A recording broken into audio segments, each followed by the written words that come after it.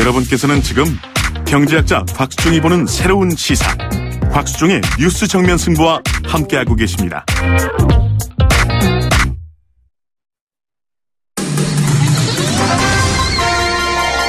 정면 스포츠. 네, 오늘 하루 동안 지구촌안에 일어났던, 또 우리 국내에서 일어났던 스포츠계 소식 정리해서 알려드리겠습니다. 스포츠 정면 승부 중앙일보 박린 기자입니다. 안녕하세요. 네, 안녕하세요. 휴가 잘 갔다 오셨어요? 네, 저 휴가는 아니고요. 올해 9월 달에 그 실내 무도 아시안 게임이 투르크메니스탄에 열려서 또 대회 개막 100일을 앞두고 좀 그 아시아 기자들을 초청해서 다녀왔습니다. 그러셨군요. 예. 네. 휴가 가신 줄 알고. 네. 오늘 소식은 우리나라 스포츠는 조금 안 좋은 소식들이 몇 개가 있어요. 그죠? 네, 맞습니다. 먼저 그 미국 프로야구 소식인데요. 또 LA 다저스 투수 류현진 선수가 오늘 신시내티와 홈 경기에 선발 등판해서 그 4이닝 동안 홈런 3개 포함해서 그 안타 6개를 내주면서 4실점했고요. 2대4로 뒤진 4회 타석대 대타와 교체돼서 조기 강판됐고 팀이 그 9대7 역전승을 거두면서 패전은 모면했습니다. 네, 승리는 놓쳤군요. 네, 맞습니다. 류현진 선수 최근에 홈런을 좀 자주 맞는 것 같아요. 네, 맞습니다. 사실 류현진 선수가 2014년에는 홈런 8개만 허용했었는데요. 그 올해 벌써 홈런 12개를 내줬습니다. 그 오늘 최고 구속이 145km까지 뚝 떨어졌고요. 또 느린 직구에 홈런 3방을 내줬는데요. 또 아무래도 그 2015년에 오른 어깨 수술을 받은 여파가 아직까지는 좀 남아있는 것 같습니다. 제가 오승환 선수, 세인트루이스의 오승환 선수가 마무리할 때 이렇게 던지는 속구를 봐서는 한 153km까지 나오던데, 그리고 오승환 선수의 공은 묵직한 돌 직구잖아요. 그죠? 네, 맞습니다. 그 오승환 선수 말씀하신 대로 그 오늘도 150km 이상의 공을 던지고 있고요. 또 말씀하신 대로 묵직한 직구라서 타자 입장에서는 좀 압도적으로 이렇게 들어오는 공인데, 그 류현진 선수 같은 경우에는 오늘 그 직구가 145km를 넘지 않으면서 계속 변화구로 계속 던지면서 또 아무래도 타자들이 또 공략하기 쉬운 상황이 발생했습니다. 타자들에게 타이밍도 다 뺏겨버렸군요. 네, 맞습니다. 그 추신수 선수나 타자 쪽은 어떻습니까, 오늘? 네, 텍사스 추신수 선수가 오늘 워싱턴 경기에 선발 출전해서 3타수 2안타를 기록하면서 5대1 승리에 힘을 보탰고요. 또 3회 솔로 홈런을 치면서 시즌 9호 홈런을 기록했습니다. 그 세인트루이스 마무리 투수 오승환 선수는 그 필라델피아 경기에서 6대3으로 앞선 9회 등판해서 또 비록 2실점했지만 6대5 승리를 지켜내면서 시즌 15번째 세이브를 올렸습니다. 하여튼 이 운도 따라야 돼요. 타대기 뿜어내는 이쪽 팀에 가서 던져야지 던지는 효과도 있고, 그죠? 네, 맞습니다. 저는 그래도 말씀하시죠. 오승환 선수도 그래도 오늘 또 그 타선 지원도 좀 받아서 기회를 또 얻었고요. 그러니까요. 또 사실 류현진 선수가 최근에 좀 타선 지원을 못 받는 경향이 있었는데 오늘은 그래도 타선이 터져주면서 패배는 면했습니다. 지난번 경기 때도 필라델피아 필리스하고도 아주 아슬아슬했어요, 사실은. 네. 전인지 선수가 안타깝게 준우승에 그쳤습니다. 네, 오늘 캐나다에서 끝난 LPGA 투어 메뉴라이프 클래식에서 그 준우승을 기록했는데요. 최종 합계 17언더파로 연장에 돌입했지만 또 아쉽게 그 태극의 쭈타누칸 선수에게 밀려서 공동 2위를 기록했습니다. 네, 올해 한 준우승이나 이 10위 안에 들어간 게 한 4번 정도 되죠? 네, 맞습니다. 그 전인지 선수가 올해 그 준우승만 4차례 기록하면서 또 아쉽게 준우승 징크스에 시달리고 있는데요. 그래도 또 그 특유의 정교한 플레이와 또 긍정적인 성격이 나타난다면 또 조만간 또 그 정상에 오를 것으로 또 팬들이 기대하고 있습니다. 전인지 선수가 이 플레이 하는 거 보면 마치 조선시대의 중전마마가 골프 치시는 것 같아요, 분위기가. 네, 맞습니다. 되게 우아하게 치고요. 늘 침착하고 웃으면서 치니까. 그래서 팬들에게 또 인기가 많은 것 같습니다. 오늘 여기까지 듣도록 하겠습니다. 감사합니다. 네, 감사합니다. 지금까지 중앙일보 박린 기자였습니다. 곽수종의 뉴스 정면 승부. 방송 들으시고 의견 있으신 분들은 지금 바로 샵 0945, 샵 0945. 짧은 문자 50원, 긴 문자 100원이 부과되는 휴대전화 문자 메시지를 보내주세요. 오늘 들으신 방송은 YTN 라디오 홈페이지와 곽수종의 뉴스 정면 승부 팟캐스트를 통해 다시 확인할 수 있습니다.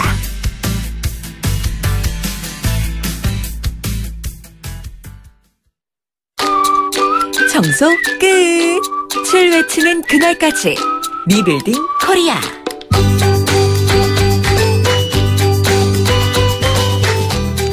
사실 이 한국을 다시 건설한다라는 리빌딩 코리아, 청소 끝이라고 외쳤지만 청소 수준이 아니죠. 다시 짓는 건데요. 재건축 수준이고요. 끝이 있겠습니까? 지속 가능해야 되기 때문에 계속 가야 되는 거 아니겠습니까? 그래서 오늘도 한신대학교 정조 교양대학 김준혁 교수와 함께 이 정조의 어떤 리빌딩 코리아는 어떤 방향이었는지 한번 말씀 나눠보도록 하겠습니다. 안녕하십니까? 예, 안녕하세요. 아직 기말고사 아직 안 보셨죠? 네, 저 다음 주 월화에 이제 다 기말고사 봅니다. 그렇군요. 이제 한 2개월 보름 정도 방학이죠. 2개월 보름 정도가 방학이죠. 예. 연구도 하셔야 되고 또 다음 과목에 또 가르치실 준비도 하셔야 되는데. 네. 오늘은 김상곤 교육부 총리 이야기도 나오고 하니까 교육정책으로 한번 말씀을 나눠볼까 합니다. 예, 예, 좋습니다. 네. 예. 정조 시대의 교육정책과 문재인 정부의 교육정책. 들으시는 분들 중에서는 또, 이게 또 어떻게 억지로 또 비교 끼 맞추는 거 아닌가 또 이렇게 생각하실 수도 있는데. 네. 개혁적인 의미에서는 분명히 비슷한 점이 있을 것 같습니다. 분명히 비슷한 점이 있죠. 예. 왜 그러냐면은 지금 이제 문재인 정부의 교육 정책의 핵심이 공교육 강화 아니겠습니까? 예. 그렇죠? 예. 그래서 외고나 자사고에 대해서 폐지하고 일반 그 학생들이 네. 이렇게 그 수능 같은 경우도 네. 이제 예전과 좀 다른 형식으로다가 네. 절대 평가하겠다. 이제 이런 부분들이 공교육에 대한 이제 강화 논의인데 네. 정조 때 그 교육 정책은 이제 핵심적으로 이야기하자면 네.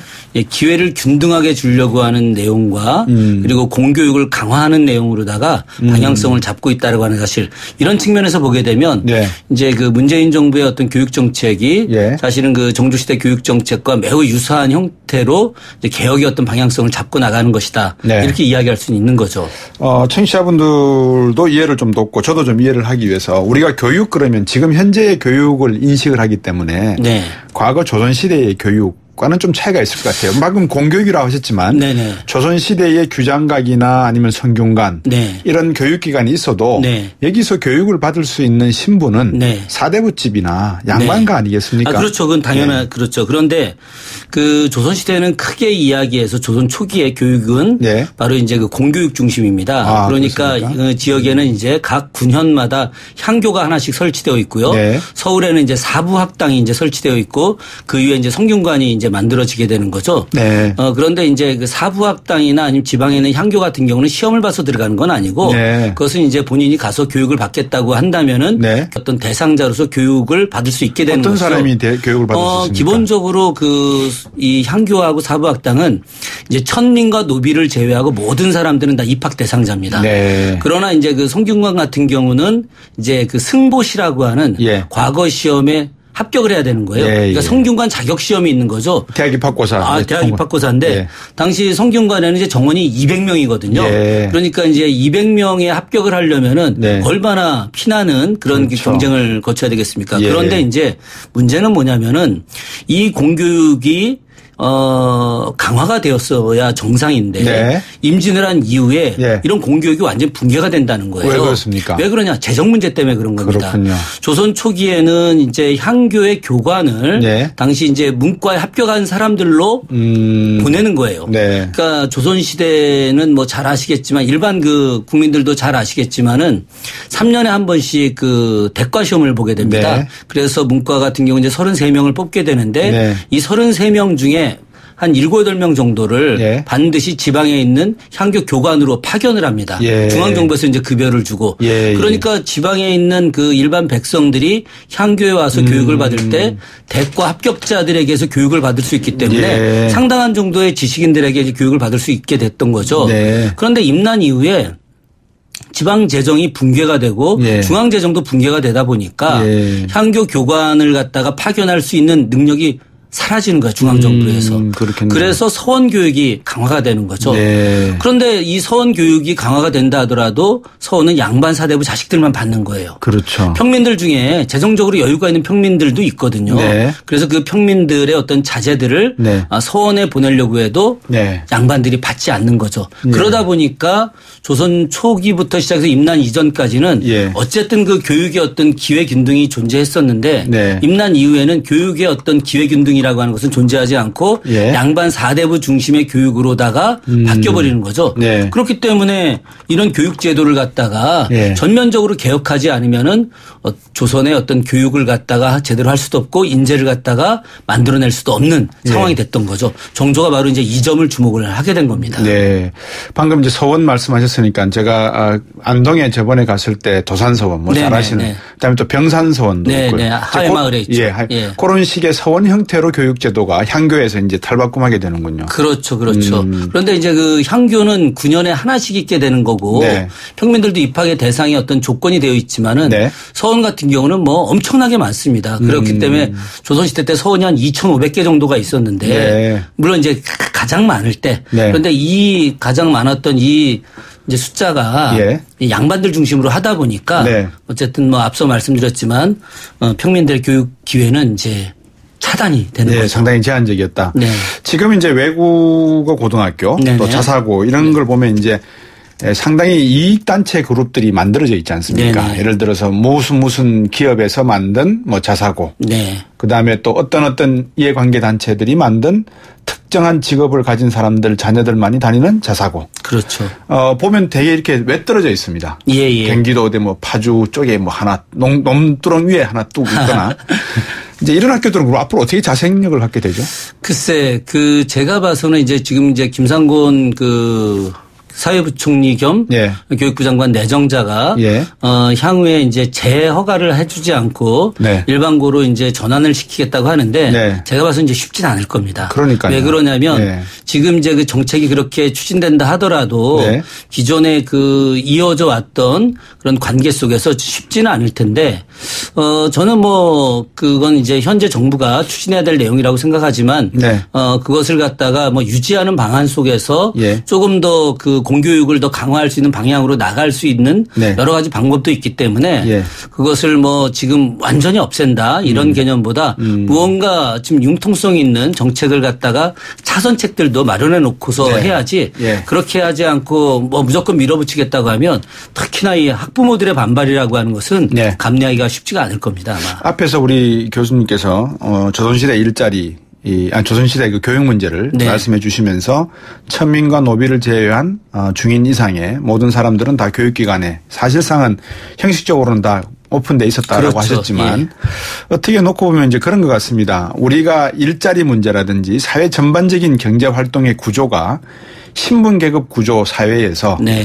민주주의화가 되고 네. 여성의 노동력에 대한 인정 그리고 청년들에 대한 노동의 보호 이런 모든 사회 규범과 질서를 완벽하게 갖추기 위해서는 교육제도라고 하는 게 상당히 중요한 역할을 하지 않습니까? 그렇죠. 이 교육이 잘못해서 자본과 결탁해 버리면 뭐라 그럴까요? 양반은 양반의 계급을 계속 유지해가는 하나의 수단이 돼버리고 그렇죠. 천민은 교육도 못 받는 그런 상황이 돼버려서 네. 일자리 격차뿐만 아니라 임금의 격차까지도 나타나게 되는 자본주의 시장에서는. 그렇죠. 이제 그래서 교육이라고 하는 게 상당히 중요한 가치를 가지지 않습니까? 정조는 어떻게 봤습니까?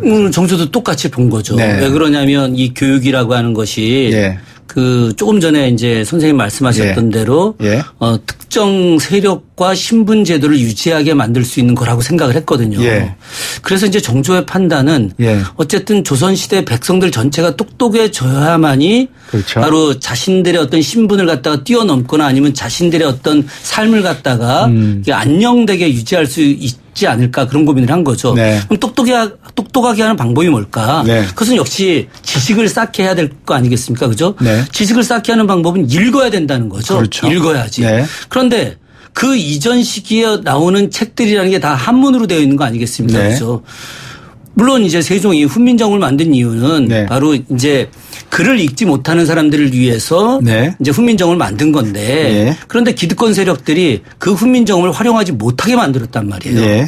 그러니까 세종대 만들었던 책이라는 게 용비어천가하고 월인천강지곡이고 네. 그 이후에 세조대 만들었던 게 석보상절 정도에 불과하고 그 이후에는 이제 임남부터 시작해서 쭉 이후에 조선 후기까지 훈민정음으로 만든 책이 거의 없었어요. 그렇죠. 뭐 홍길동전이나 뭐 허난선전이나 그런데 그런 것들은 문학이고 예. 조선후기에 이제 폐건문학재로 나오는 것이고 예. 실제로 경서 예. 그리고 무예병서 예. 그리고 각종 정책, 법률 예. 이런 모든 것들을 정조는 훈민정음으로 다 번역을 해버립니다. 아. 그러니까 훈민정음을 통해서 사서삼경을 공부할 수 있고 네. 그리고 문과시험에 교재가 될 수 있는 무예제보라든가 무예제보 언어 속집이라든가 네. 아니면 무예도보통지라든가 아니면 무경칠서 예. 다 훈민정음으로 번역하는 거예요. 예. 그렇게 해서 반포를 하기 때문에 일반 백성들이 그런 책들을 읽고서 공부를 하고 그리고 그런 것들을 통해서 네. 문과시험이든 무과시험이든 나갈 수 있는 기반을 마련한다는 거죠. 정보의 교환을 이루게 하는 것이고 지식의 발전을 이루게 하는 것들이죠. 네. 이런 측면에서 그 공교육에 대한 강화를 갖다 굉장히 중요시 여겼고 네. 이런 강화 속에서 이제 만들어진 인재들 네. 이런 인재들이 또한 이제 그 문과시험을 통해서 성장을 하게 됐을 때 엘리트 교육을 또 시켜야 되겠죠. 그렇죠. 네. 무조건 공교육만 강화한다고 해서 그 사회가 발전할 수 있냐 그렇게 보지는 않습니다. 네. 우리가 이제 그 변증법에서도 이야기하지만 양적 확대가 네. 질적 변화를 초래한다. 아마 정조는 뭐 당시 변증법을 공부하지는 않았었겠지만 이런 개념을 충분히 이해했을 거라고 보고 있고 그런 측면에서 이제 향교 교육을 강화하고 훈민정음을 통해서 많은 백성들이 똑똑해지게 만들면서 그런 상태 속에서 인재가 늘어나고 그러면 이제 그 규장각을 만들면서 네. 엘리트 집단들을 교육시키면서 그 안에 초계문신 제도를 두면서 또 이제 더 국가가 필요로 하는 인재를 갖다 집중적으로 육성하는 이런 프로그램을 이제 사용한 것이 아닌가 네. 저는 그렇게 생각을 하고 있습니다. 말씀하신 대로 이제 훈민정음으로 사서삼경과 다양한 정책집, 규정집, 법령집을 번역이라기보다도 구성해서 이제 네. 모든 평민들도 법과 제도를 이해를 하고 다양화되어가는 사회에 적응할 수 있도록 도와준 것까지는 이해가 되는데 문제는 과거시험 제도에 용비어천가 이제 훈민정음으로 쓰여진 네. 과거시험 제도가 있었는가 하는 거죠. 아, 그렇진 않죠. 그러니까 우리가 이제 그 시험이라고 하는 것을 네. 문과의 개념으로만 자꾸 이해하고 있는데 네. 무과 개념은 좀 다릅니다. 네. 그러니까 조선시대의 어떤 관료제도는 동반서반 문과와 무과로 이루어지고 네. 있고 무과 시험 같은 경우는 바로 훈민정음으로다가 이제 사용을 했죠. 예. 예. 그렇기 때문에 새로운 신분층들이 양성이 되는 것이고 어떤 자신들이 갖고 있었던 능력들을 갖다가 전혀 발휘하지 못했는데 그런 그 훈민정음을 통해서 새로운 지식을 얻게 되고 그리고 이제 수련을 할 수 있게 되다 보니까 자신들이 무반으로 이제 등과가 되고 그 속에서 아주 열심히 일을 할 수 있게 되는 그런 것들이 이제 인재 육성에서 굉장히 중요한 그러니까 이제 어떻게 보면 것들이죠. 부분적인 점진적인 개혁 그렇죠. 조치가 일어나는 가운데 문과보다는 무과 쪽으로 먼저 훈민정음에 의한 교육 혁신이 일어났다 이렇게 이해하면 되겠네요. 예, 그렇게 볼 수 있고 예. 또 하나는 아까도 제가 말씀드렸지만 어쨌든 향교 교육을 강화한다라고 하는 측면들 네. 이런 측면에서 정조가 과거 시험 합격한 교관들을 갖다 지방 향교에 다 내려보내지 못하지만 그러나 그 임금은 내려보냅니다. 그래서 그 지역에서 가장 똑똑한 사람들을 천거하게 하고 그 사람들을 향교 교관으로 임명하고 네. 그 교관이 열심히 지역에 있는 이제 학동들부터 시작해서 평민들의 어떤 나이 먹은 자제들까지도 네. 다 가르치게 만들었다고 하는 것들. 그것은 이미 그 이전 시기에 나타나지 않았던 교육의 새로운 개혁이라고 할 수 있는 그러면 것들이죠. 그 교관이 추천서를 쓸 수도 있었습니까? 교관은 추천서를 쓸 수는 없죠. 왜 그러냐면 그 교관으로 통해서 배웠던 사람들이 네. 이제 다양한 과거 시험에 이제 본인들이 응시해서 가는 것들이니까요. 7명을 파견했다고 하셨는데. 아니, 7명이 아니라 예. 각 지역마다. 한 몇 명 정도 파견을 했어요? 교관은 기본적으로 1명을 파견합니다. 예. 예. 근데 이제 그 교관이 1명을 파견하고 나서 그 교관 밑에서 이제 어린 학동들을 가르칠 수 있는 부교관들이 이제 네. 이렇게 함께 존재하는 것들이죠. 네. 그 정조 시대의 교육이라고 하는 것이 이제 방금 서서히 이 반상의 어떤 제도도 붕괴시켜 나가는 하나의 혁신이 됐을 것이고 또 활자 문화를 좀 더 활성화시켜서 네. 새로운 출판 문화의 네. 양성. 그러니까 교육제도 하나를 바꿈으로 해서 파생되는 개혁과 혁신의 분야가 많아지는 거 아니겠습니까? 네, 그렇습니다. 우리가 만약에 지금 현재 개혁의 혁신을 만약에 진행을 한다면 어떤 분야의 파생적인 효과, 베네핏이라 그러나요? 기대할 수 있을까요? 글쎄 지금의 어떤 그 교육이라고 하는 것이 저도 뭐 대학에 있긴 합니다만은 네. 요즘 그 교육이 그 사실 그 취업 중심의 교육으로 많이 바뀌고 그죠. 그래서 이제 대학의 어떤 구조조정 같은 경우도 그렇게 나오고 있지 않습니까? 네. 물론 이제 그 대학에서 가르쳐야 될 가장 중요한 것이 바로 이제 그 인간에 대한 근본적인 정신에 대한 것들, 인문학적 소양들 네. 뭐 이런 것들이기도 하지만은 그러나 이제 중요한 건 뭐냐면은 예전에 그 선조가 약간 다른 이야기일 수는 있겠지만 저 의주까지 이제 쫓겨가지 않았습니까? 예. 그죠? 그때 그 여헌 장영광 선생한테 되게 아주 유명한 제자입니다. 여헌한테 그런 얘기를 했다는 거죠. 이 나라를 지금 이렇게 우리가 다시 되살리기 위해서 무엇이 필요합니까? 그랬더니 여헌 장영광이 한참 있다가 성이 정심입니다. 이렇게 대답을 했다는 거예요. 사실 이게 기가 막힌 이야기입니다. 그게 근본적으로 맞는 이야기긴 하지만은 그러나 지금 국가가 혼란에 처했을 때 할 수 있는 그런 이야기가 아니라 뭔가 대안에 대한 이야기가 필요하겠죠. 그죠? 지금 교육이라고 하는 것들도 인문학적 토대를 바탕으로 가장 근본적으로 이렇게 해야 될 건 있지만은 그러나 지금 제가 그 바라봐야 될 것은 전 세계가 어떻게 돌아가고 있는지 그 속에서 우리는 무엇을 해야 하는지 이런 것에 대한 시대적 과제가 어떻게 변하고 있는지에 대해서 알려주는 이런 교육이 굉장히 필요하고 그런 알겠습니다. 것들을 다양한 저술을 통해서 또 확인할 수도 있을 것 같다는 생각이 듭니다. 오늘 말씀 여기까지 드려야 되겠습니다. 감사합니다. 예, 고맙습니다. 한신대학교 정조교양대학 김준혁 교수였습니다. 네, 오늘 저희가 준비한 내용은 여기까지입니다. 내일 다시 뵙도록 하겠습니다. 곽수정이었습니다. 고맙습니다.